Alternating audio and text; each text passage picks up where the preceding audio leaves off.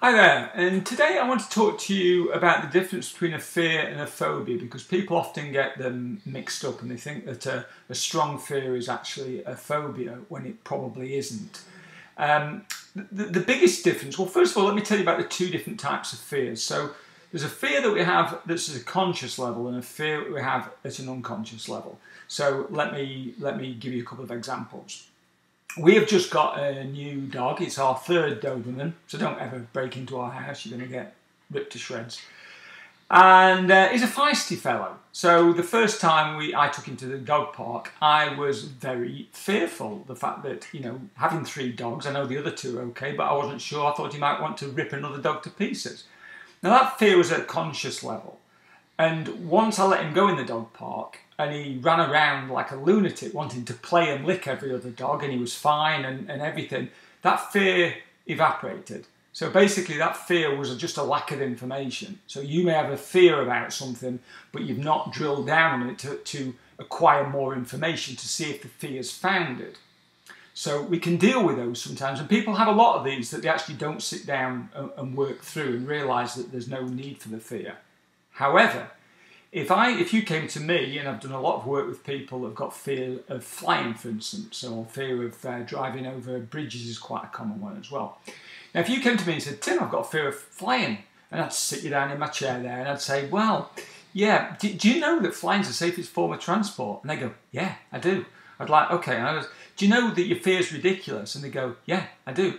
And the reason is because the fear's at an unconscious level. The fear's deep down, and you can't deal with a fear at a conscious level quickly when it's really at an unconscious level. When I say quickly, there are aspects of like cognitive behavioural therapy and that can get to the roots of fears at an unconscious level, or a process that psychologists use. Well, there's two processes. One, which is immersion, which is you throw somebody into it, hope they don't have a heart attack and die, and then they get over the fear. And the other one is to gradually introduce the person to the fear. So maybe you show them a picture of a plane or something like that, and then you take them to an airport, whatever, bit by bit. And then within about 9 years, they're okay to get on a plane, as long as it doesn't take off.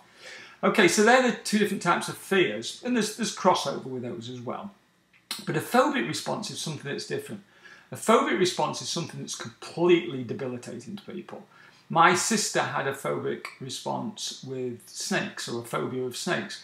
I mean, when I tell you, you literally couldn't say the word snake to her without her cowering in fear.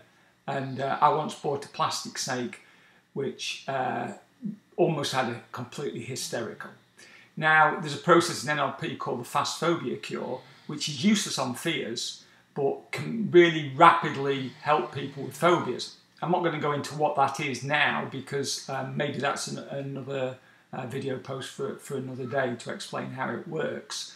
But if you think you've got a phobia, ask yourself a few questions. Does it paralyse you?